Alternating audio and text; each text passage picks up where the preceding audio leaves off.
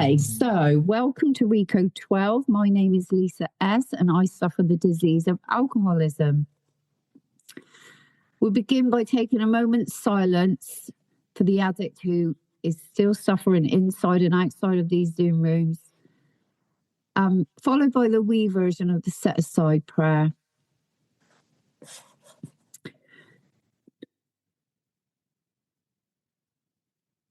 Dear God, please set aside anything we think we know about ourselves, about our disease, about the big book, the 12 steps, the program, the fellowship, the people in the fellowship, and all spiritual terms, especially you, God, so that we may have an open mind and a new experience with all these things. Please help us to see the truth. We surrender the next hour to you. Your will, not ours, be done. Amen. So I'm very blessed to be the host of this meeting and podcast that is in the Afro-Euro Timezone. I hope that you'll join us and draw strength and hope from these podcasts that we'll host every Friday at 8 a.m. UK time and 10 a.m. European and South African time. Reco12 is an organisation with the mission of learning and sharing the similarities of addiction of all kinds and gaining and sharing tools and hope from others who are walking a similar path. We come together from all places, faiths and backgrounds to gain tools and hope from others. Speakers from our past meetings have represented many fellowships, addictions and afflictions, and we look forward to continuing to add to the diversity of speakers and backgrounds. I hope you will reach out if you think your experience, strength and hope will benefit this special community. Today's speaker is Wesley, who I'm really excited, who's going to be speaking on Hope Through a Higher Power for about 30 minutes. And we'll get her to share, and then we can have questions and answers afterwards. If you have any questions, get your questions ready, or you can pop them in the chat. If you want to be anonymous, just pop anonymous on it, and I will read it out without saying your name. So the Reco12 family of recovery resources continues to grow and has loads more resources for the addict and the loved ones of those addicted. We have all the recorded shares and other exciting projects, one of which is the Big Book Roundtable discussion, where we dive into the first 164 pages of the Big Book of Alcoholics Anonymous with a few recovered individuals who are past speakers in Reco12 and who really try to know and live the Big Book. And I'll put all that in the chat for you for the links if you'd like to access that. Bit of business. So Tradition 7 is a self-supporting service, and we appreciate your help in keeping us working our step 12 in this manner. We gratefully accept one-time contributions through PayPal, Venmo and Wise through the links in the chat. We also offer a monthly subscription program called Reco12 Spearheads. To join in and help support these cool projects, please consider donating at www.reco12.com/support, or you can click on the link in the chat during the meeting. We look forward each meeting to growing deeper in effectiveness and understanding as we learn from and with our special speakers. Today, we are blessed to learn and grow with Wesley. I'm really looking forward to this. Wesley's topic is Hope Through a Higher Power. Wesley's very grateful to be part of this recovery community. Her journey has taught her that trusting in a higher power brings hope, guidance and strength in moments of challenge. And she's very passionate about sharing experience that inspire and encourage others in their recovery. With great pleasure, I'm going to hand it over to Wesley, and who's going to share with us right now. Over to you, Wesley. Oh, my goodness. Thank you so much for that wonderful introduction. Yeah. And I'm grateful, actually, to be able to be here this time round to share for 30 minutes. I remember there's a meeting that you do that, for the daily reflection that goes for 5 minutes share. And I'm grateful that I was also able to share at that meeting. Yeah, squeezing everything within that 5 minutes. Yeah, all to the glory of God. Yeah, so once again, my name is Wesley, and I am a recovered alcoholic and a grateful child of God. Yeah, so the big book, page 133 tells me that I have recovered and I have been given the power to help others, And so, and also the big book, page 62, says that God is actually the Father and we are his children. And that is why I get to introduce myself as someone who is recovered and also a grateful child of God, because the big book tells me to say so. And I am an avid follower of the big book. Actually, I've been able to understand so much about this disease of alcoholism through learning, through taking time to study the big book, and I have not gone to any school to do with, to learn something to do with addiction, but the big book has actually been really, really of a great source. It's a very, very, resourceful place to go to if one really, really needs to understand about how this disease, plays out. And I'm grateful because of this program of Alcoholics Anonymous. I know that we get to share about various, for me, I come from the Alcoholics Anonymous program, and so I get to share about alcohol because that was my main drug. I didn't try the other stuff and get hooked to them, though I once just tried once to smoke weed, and it never went good with me. It never went well with me, because in the end of the day, I began laughing so much, and all that. So I said, no, this kind of a drug is not good for me. Like, I didn't quite resonate with it, so I got stuck to my to drinking, and then get hooked to it, and here we are today. Fast forward. So, I don't usually like sharing so much, going into the nitty-gritties of my past, because we all have the same war stories, but, maybe we could have different experiences, but it's the same thing, same old thing of how alcohol, beats someone to smithereens and all that stuff. And, so, but the big book, page 124, actually, it tells me that, cling to the thought that the past is actually the greatest asset that one has. With it, you can be able to avert death, for your family and all that. Yeah, so of course, I come from a generation of people who drink. And that is why this disease also kind of, sprinkled into me. Recently, I had a sit down with my parents, and I really wanted to know where I'm coming from in terms of my lineage. And they were able to tell me, and especially on the side of my dad's, the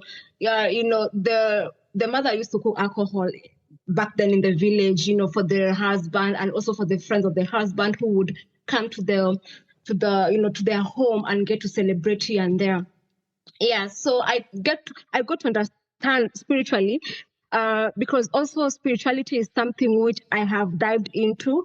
I am no longer someone who is religious. I shifted from that into spirituality, and so I got to understand, vividly, why then as children are actually struggling with addiction. And so once I was told that, I had a clear cut,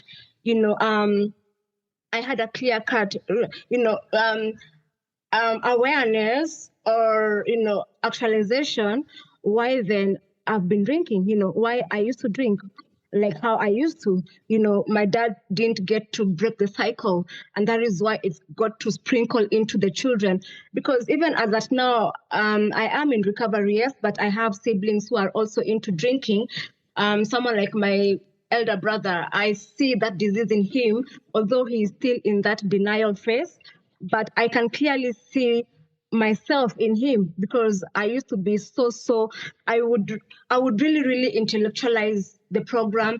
I would really get into that moment whereby I am in denial, And my parents would see that, people back in the university would see that, because the disease actually began and progressed back in the university where I was studying biomedical science and biotechnology. So I'm also a science person, but, and overally, I am someone who has this disease of alcoholism. It is just that it is inactive right now.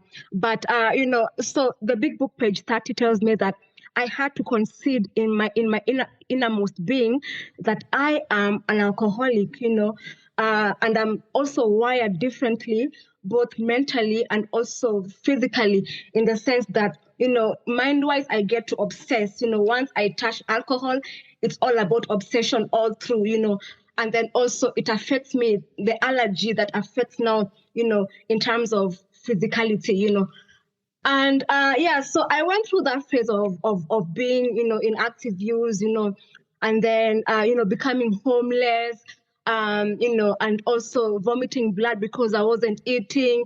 Yeah. And also, so I've gone through that, phase of my life becoming so unmanageable because of the disease, and facing a lot of powerlessness, and not attending classes, skiving even exams. And so you find that my exams, my GPA really became something, else. It went down on the drain, and but I'm grateful because, fast forward, I went back to the university after finishing my rehab terms, 90 days in the rehab somewhere where I didn't even fathom that I was gonna go to, and then I got to graduate, with a double major of what I was doing. And so I'm grateful because, this program actually works. And for me, I had to go to the rehabilitation, to be honest, because I don't think I could have gotten it the first time if I came to the rooms directly. To be honest, people are different, people's journeys are different, and that is just how my journey was. I had to go to a rehab. And, so going to the rehab because I needed that social detoxification from the environment which I was in. Remember that back in the campus, we had, bars outside of the compound. And so, so that environment alone, it was so toxic for me. So I had to go to the rehab. And so I didn't know what Alcoholics Anonymous was. But even prior going to the rehab, I had tried white knuckling sobriety, the self-will stuff. And I managed to stay 4 months without alcohol because I was really, really astonished, mesmerized when I saw the way my grades were. I was like, oh, shoot, is this me? I need to do something about this. And true, because I really have this strong personality as well. So I tried quitting alcohol for 4 months, and I actually went through those 4 months without drinking, and my GPA again shoot up. But what happened was that during over the holidays, meeting up with family members and all that stuff led me back to alcohol again because, my sister went out with my elder brothers and then they came back with some wine. And so when they came back with that wine, oh my goodness, I drank all of it. And my sister was like, oh, what? Did you just drink all this wine? So she had actually told me just drink half of it and then leave for me some I'm gonna drink in the morning or the other day, And for her to wake up in the morning and just find the whole bottle, finished, she was like she was so much, perplexed. But so that's just how, I was slowly feeding my alcoholism and this disease that is, and but I'm grateful because now I got to a point whereby I really wanted help. I remember wanting a new life completely. I really wanted out, but I didn't know how to. And that is why the university suggested, rehabilitation for me. And I went. And so I came to understand what Alcoholics Anonymous was. I didn't know what to anticipate because I had never been to a rehab before. So the first times were so difficult. Remember, I went to a rehab whereby there was this time for the COVID and it was still subsiding. So I was the first client to be put in that, to register for for the rehabilitation, process that day. And so I was put in a quarantine for 10 days and I was alone. I was like, oh my goodness, like, how can they just lock me in this place for 10 days? So it was so difficult because I was also going through withdrawals. Oh my goodness. I was also going through a very bad moment at night. Seeing some images, I think being illusional stuff and all that stuff, Yeah, so, but anyway, 10 days got over and I was not able to integrate into the society with the rest of the clients. And I came to understand when we were getting to acclimatize ourselves with each other, they were able to tell me, you know what, Wesley, we are also here because of this and this and this and this. And I was able to resonate with that, Yeah, so in the end of the day, I stayed for those 90 days, went through the step work. Oh my goodness, step one, we admitted all these steps, they were really, really talking, like they were really, really talking to me, quote unquote. And, we admitted we were powerless over alcohol and that our lives had become unmanageable. I was like,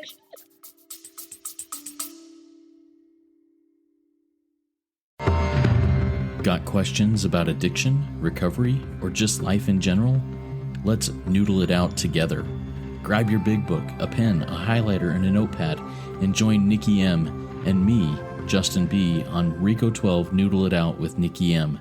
Each episode, we take real-life questions, ours, yours, and those from the recovery community, and dig deep into the big book of Alcoholics Anonymous to find real, practical solutions. So, if you're ready to do the work and apply the solution, tune in to Noodle It Out with Nikki M, streaming now on your favorite podcast platform.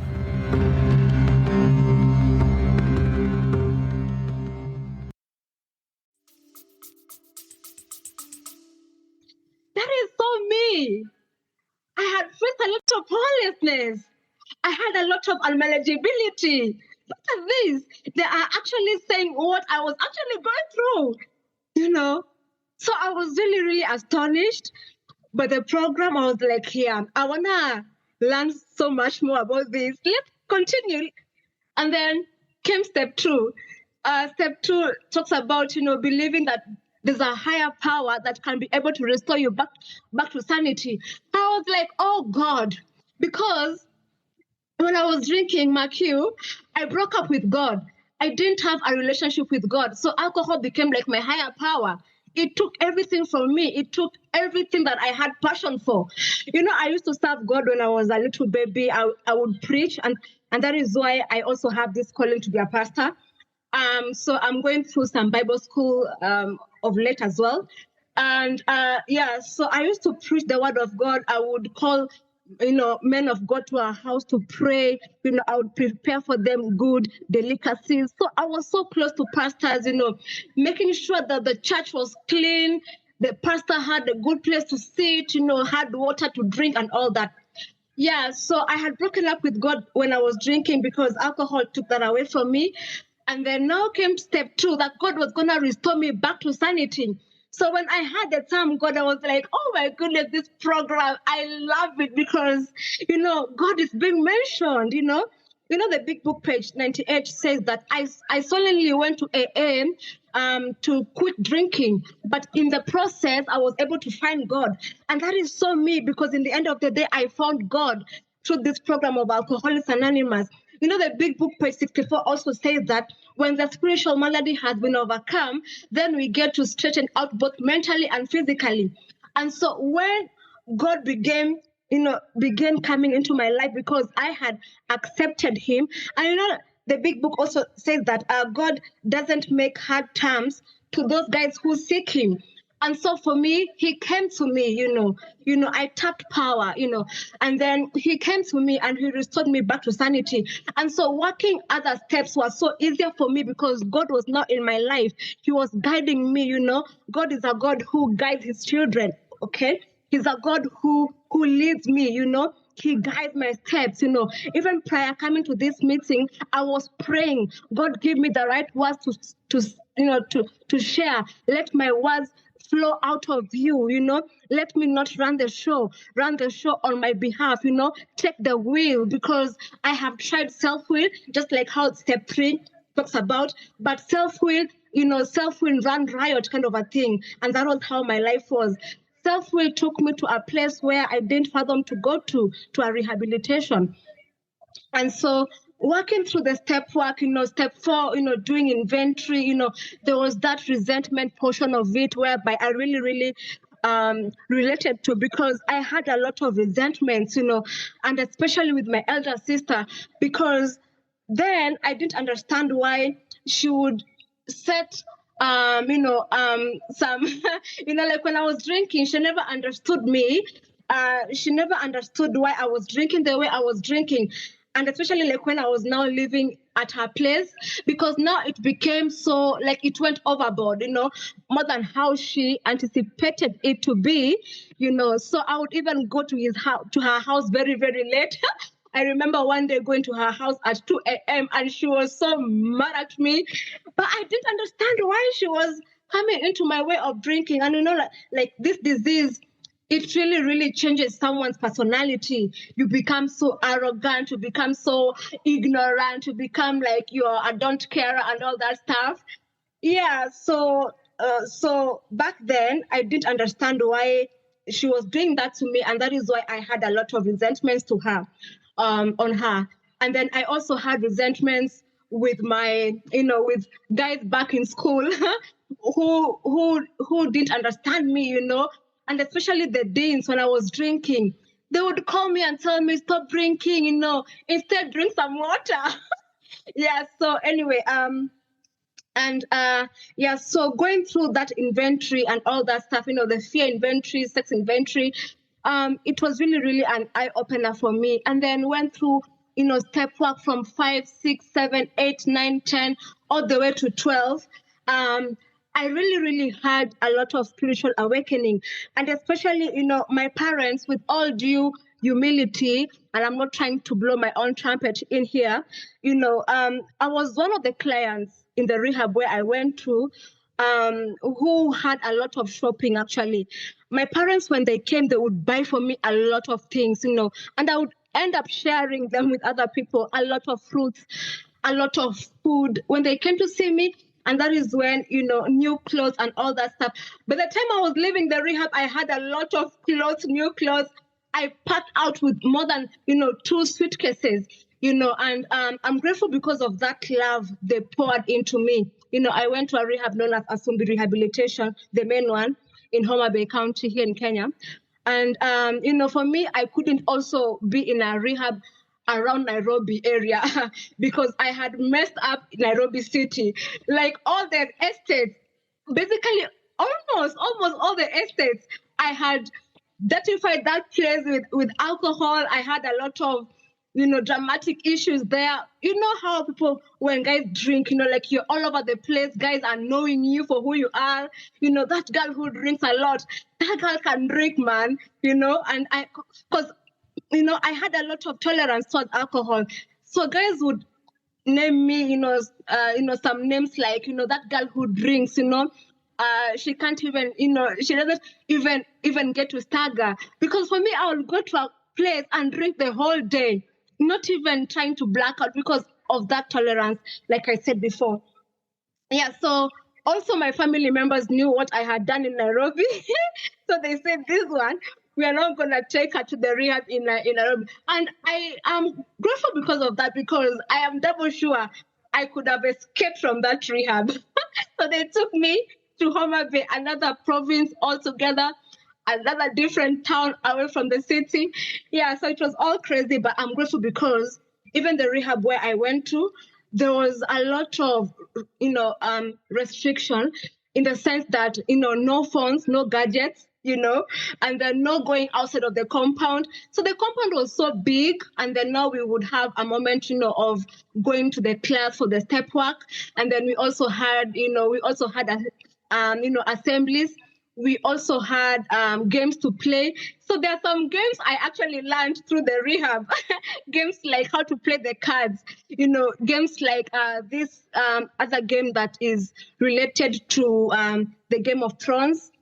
It's kind of escaping my mind right now, but I also got to learn that through the rehab. So I learned a lot. And, when I was also in that rehab, I had that moment of even being put to be a leader. I was the women rep leader. So I would represent the ladies, and take their problems to the counselors. So even the leadership skills were also enhanced when I was in the rehab. I was a bell ringer at some point. I was a news person because, also being in the rehab, you are in that moment of also learning, like you want to, get to also be in that familiarity of what is also happening outside. So I would also be able to, I was able to read news in the assemblies, tell them what is happening in Kenya outside of the rehab. Yeah, just to keep at par with the things going around in our country. And I'm grateful because of that, and it honed my leadership skills. And so I left the rehab and went back to school. So even before I went back to school, my parents and my family members all together, they just told me, you know what, Wesley, start a new life. You're now a sober person. You can't now be, be in places where you're not supposed to be. There are people you can't talk to anymore. So I changed my phone number. They got me a brand new phone, brand new number and all that. So it also helped me to stay away from guys that I was drinking with, because the previous number that I had, it was a 070724 kind of a number. Most guys who were there were people that I was drinking with. They would call me, Wesley, come, there's a form here, how we call it here in Kenya. And so, yeah, it was all crazy. I had a lot of triggers that time when I was drinking. So when I left the rehab, changing my phone number also helped me a lot to stay, in recovery. And also when I went back to school, still the same environment, but now I had recovery tools. And you find that naturally these people just fell off from my life. I literally struggle, And back then in the rehab, in the university, we had a counselor. So I went to this counselor and I told her, because she had also known that I had gone to the rehab. So I told her I am now back from the rehab, and she was also holding my hands. We would have sessions together because it was free. Back in the university, it was free sessions. So she held my hand. I can never forget about that woman. Oh my goodness, that semester, she really held my hand, and she would even talk to other students that were struggling to come and talk to me. And I also got into doing other activities. I was playing badminton. I am telling you, when I was drinking on Fridays, I would see guys playing games in the field. I was like, those guys are so boring. Why are they even playing football? Why are they even playing, badminton? You're so boring. Let's go and drink, man. It's party time. So I was a party lady. So actually, and this is now the paradox of it, now when I went back to school, I was not the one who was so active in these games, I joined them, and each time I didn't have classes in the evening, I would also go for some chorale because I joined the choir of the school. So I had activities to do when I had that free time. So there was no time for me to think about alcohol. And again, also, I signed up for service work. And by the way, after I left rehab, I didn't say this. Before I even went back to school, I went for a physical meeting. I went for a physical meeting in Nairobi, here in Nairobi 4 times. And I met so many amazing ladies ladies and men that actually still remember me, that, we met there. And so I went, because for me, the school where I went to, it wasn't in Nairobi, it was in another different town called Eldoret. So, and back then in Eldoret, there was no any physical meeting, but today we have one meeting there. So I joined the Zoom meetings, and I used to do a service for the Friday 9 p.m. Kenyan time meeting. So that one also really, really helped me to stay sober. Yeah, so I have an amazing sponsor. Oh my goodness. My sponsor is something else, and I'm forever grateful. So this is my second sponsor. My first sponsor, I got her when I was back in the university. I was about 6 months, and I stayed for some time without having a sponsor because I didn't relate to women. I didn't have a good relationship with women. And it was because of something that had happened when I was drinking. So I couldn't trust women anymore.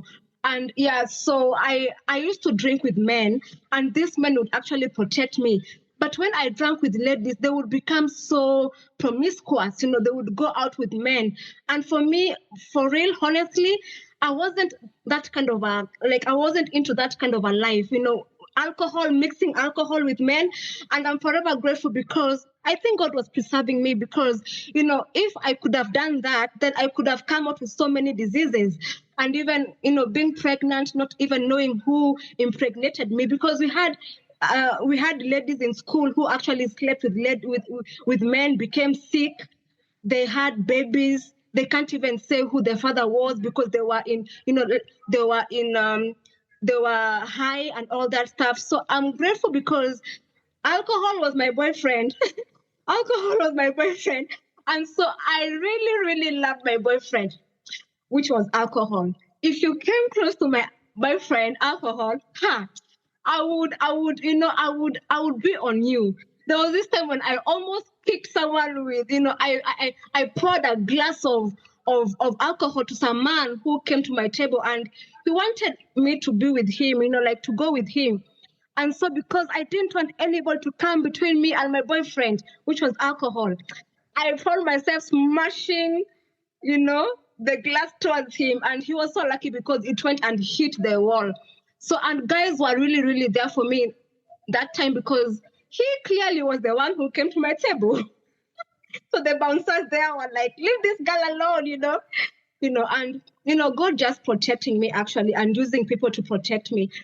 And yeah, so anyway, so I was saying that, yeah, so today, you know, my relationship with God is very, very good. And, you know, I went through the semester without picking up a drink, and guys in campus were saying, this one, we are just giving her 1 week, she'll be back.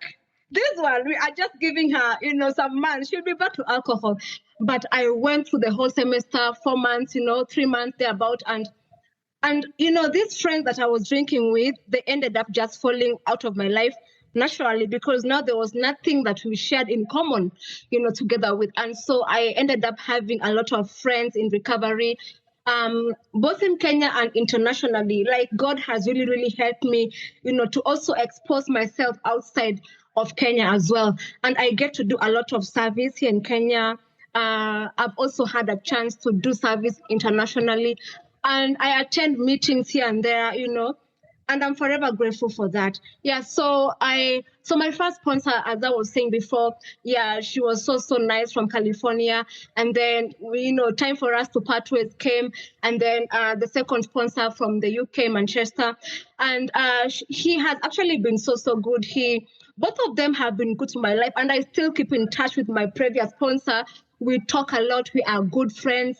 And, you know, so my second sponsor really, really challenged me to start calling myself recovered because that is who I am. I no longer have the obsession to drink, you know. I can barely be triggered to drink because I no longer have those, you know. So today I work on my emotional sobriety, and I'm forever grateful because of emotional intelligence, you know, and trying not to react because the big book tells me that, you know, when agitated, you get to pause. You know, you get to pause. And when resentful thoughts come, you count your blessings. And so for me today, I choose to count my blessing. I choose to have, you know, to have positive energy. I choose to focus on you know, positivity. And you know what? The big book, page 14 to 15 says, if an alcoholic couldn't expand his spirituality, his spiritual, you know, life, then he couldn't survive the low spots coming ahead. And for me, I'm grateful because I am shielded, you know. My spirituality is on another level, you know. So when I face low spots, and these low spots can even come into like from the rooms. They can come from, you know, from family members. They can come from friends, you know. And so for me, because my relationship with God is top-notch high, I don't get to bother. You know, what I bother with is where am I going to? Because I know where I'm coming from and I also know where I'm going to, I focus on that direction, and I also have amazing sponsors. So 2 of my sponsors right now are also sponsoring. I was able to take them through the step work. I know they are sponsors, and that is the beauty of this fellowship. The big book page 97 says that the more you help others, the more you're helping yourself. And that is how I have found myself in this journey. I am helping people. I am all out there with service work. And the more I do that, the more I am growing spiritually, the more my muscles, are being grown, So I focus on where I'm going to. And because I don't do this for my own sake, I do this for the generation that is coming after me. So I'm standing in the gap of my generation. My children will never suffer because of this addiction, because I was a cycle breaker for my family, So I'm grateful to be able to share. And it has been a very, very good time, in my recovery. There are highs and the lows. And in all this, this is what makes life beautiful. If there are no challenges, how are you going to grow? How are you going to be mature? So I'm grateful because these low spots, they make me mature. They help me to have emotional intelligence, I don't have to fight anybody, because God fights for me, So thank you so much for allowing me to share. And that was my time.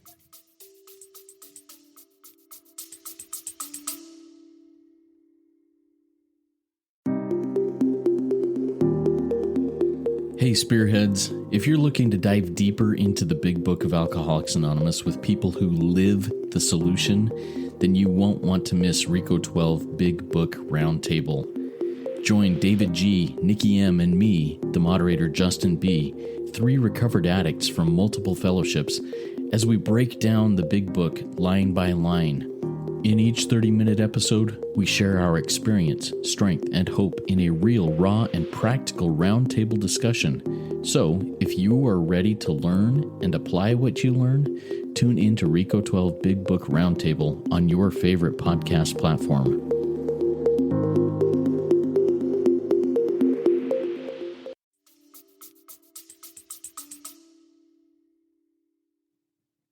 Oh, Wesley, thank you so much. I really, really enjoyed that. I relate. Your story is so similar to mine. I was grinning through a lot of that because I was thinking, yeah, that was me. That was me. Yeah, that was me.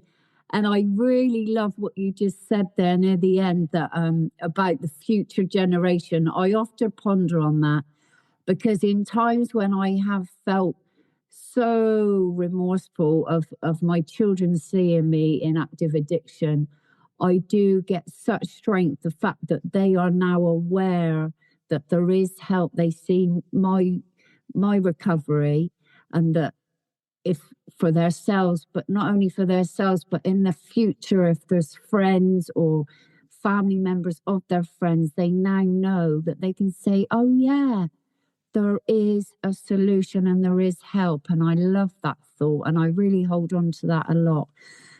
So I so enjoyed that. Thank you so much. And now for some questions. If anyone's got any questions, please come in. You can pop it in the chat if you'd rather not speak. If not, let me just look at the chat. I have a question for you, Wesley. I'm just... I was quite interested when you said about you had religion as a child. I did too. And how did that change? How did that look when from your childhood religion, what we're brought into, and then when you started doing the program of where it's spiritual, did you see a certain shift? Was it dramatic, or was it sort of I know you said you sort of gave up on the religion through your drinking, but how did it shift from that religion, what you've been brought up with, to the spiritual side of the program? Oh, can you unmute? Yeah. Yeah, sorry, I was muted. Yeah, thank you so much for that wonderful question. I really love it. Yeah, so my experience from shifting from religion to spirituality, it wasn't dramatic. It came slowly, slowly by slowly. Remember, this is something I was born into, religion. I was born into it. And so if you are born into something, then that change for me personally, it didn't occur to me like suddenly. Like now I have come to the program and then I am shifting directly to spirituality. It happened slowly, even as I continue working the program. And especially when I dived into the big book, my eyes were so opened. There's a big book page that talks about we have entered the spirit world. And when I was getting to work the program, my spirituality also began coming forth, even as I continued serving. And for me, I really get to serve a lot. So I think also these spiritual principles, they also started happening into my life, one day at a time. And so as I was diving into the big book and getting to understand, the spirit world, and then also the big book, page 25, talks about we have been rocketed into a fourth dimension. It really, really, caught me. And I was like, then I think this is happening into my life. I am being rocketed into that dimension. And my relationship with God right now, it is not with God, with that same God that I used to learn in while I was in my religion space, because you find that in the religion there's a set of like it's a set of a system that you are inclined to, but and then you find that when you are in that space of being in a religion, it is all about being spiritual or being close to God on Sundays alone, and then the other days you're like you're doing your own things. But when I got into spirituality, then you find that I was actually living, like I'm living these spiritual principles on a daily basis, and I'm not even struggling because God does for me what I can't do for myself.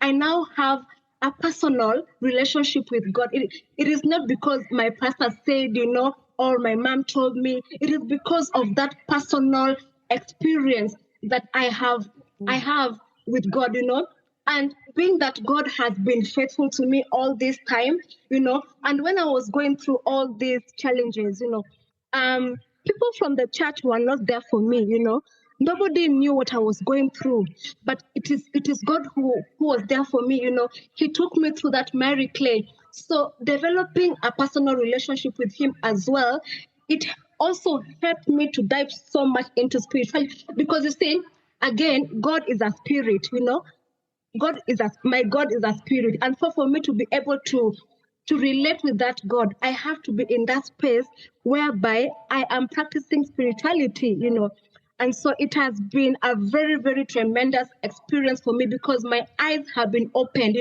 I no longer think the way I used to think when I was in that religious space. It's like a third eye that I have, I can be able to see in the spirit. I can be able to sense in the spirit. Like there's that spiritual sensitivity that comes even with you being in that spiritual world. Yeah. So that's what I can say. So it was a gradual experience for me. Thank you. Beautiful. Thank you, Wesley. And Lisa, you want to come in? Hi. Yeah, Lisa, I'm an alcoholic with food. And I heard you talking a lot about different rehabs. And I was wondering, how did you find the 12 steps? How did you find program? Was it through any of those rehabilitations or was it outside of those? So for me, it was my first time to go to the rehabilitation, and it's my family members who found the rehab for me. But the people who actually suggested for me to go to a rehabilitation, it was the university. But then now my parents came and they were trying to find out various rehabilitations that we have here in Kenya, and they thought that a good rehab that I should go to, it's a rehab outside of Nairobi. where I stay at, because like I said in my share, I had a lot of, I had a lot of history with so much clubs here in Nairobi, and so I think my parents saw that for me to be able to focus on the program, I should be able to go to a rehabilitation which is away from the city life, so it was really at a totally different province, the different city, town altogether. And I'm grateful because being in that rehab, actually, it really helped me to focus.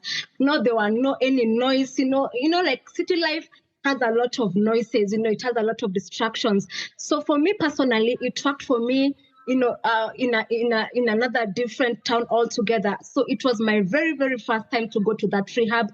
And I actually forgot to share that relapse has never been part of my recovery journey. And I thank God because of that, because I got the program once.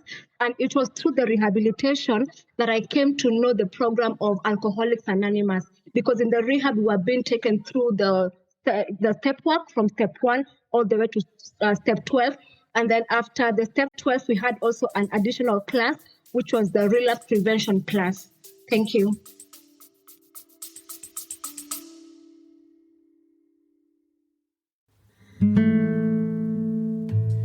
Hey, Reco12 Spearheads. If our recovery resources have helped you, please consider a donation. Your financial support, as well as your word of mouth support, keeps Reco12 running and reaching the man who is still sick. Donate today at reco12.com/support or check the show notes for PayPal and Venmo links. Every contribution helps carry the message. Thanks for being a Reco12 Spearhead.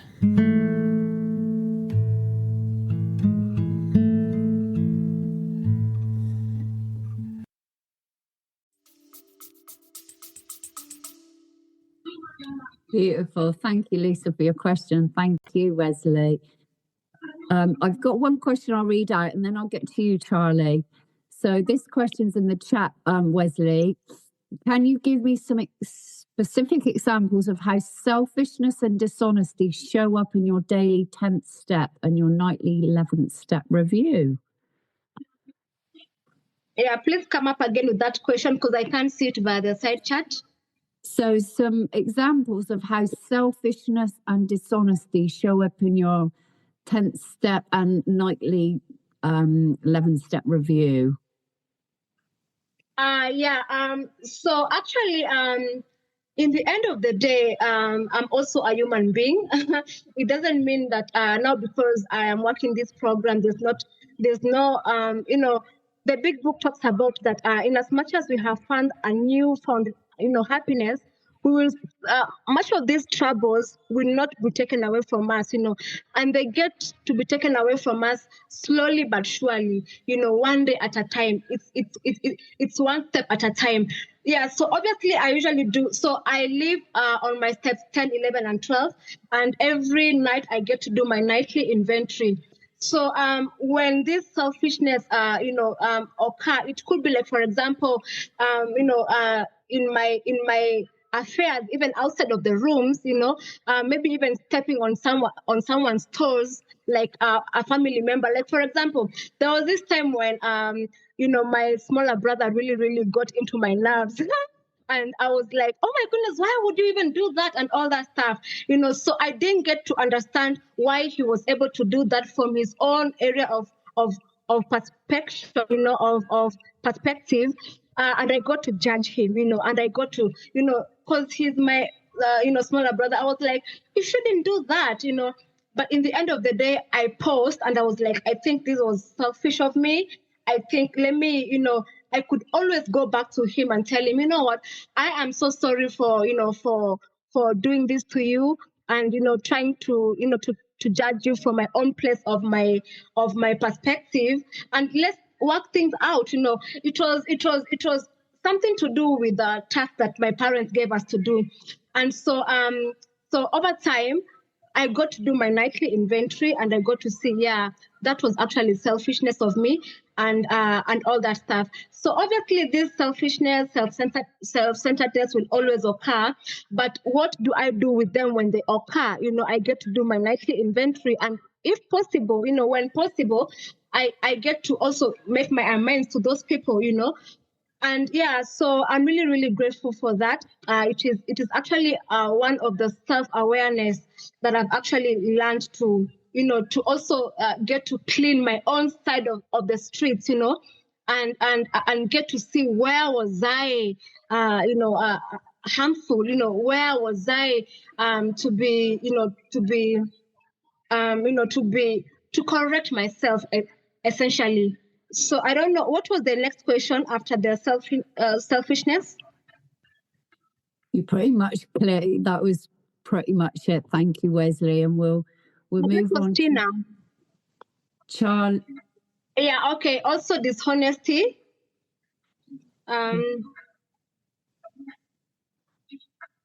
Yeah. So dishonesty.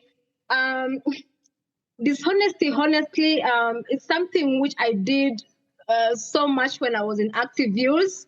But dishonesty rarely comes into my play in my recovery journey right now.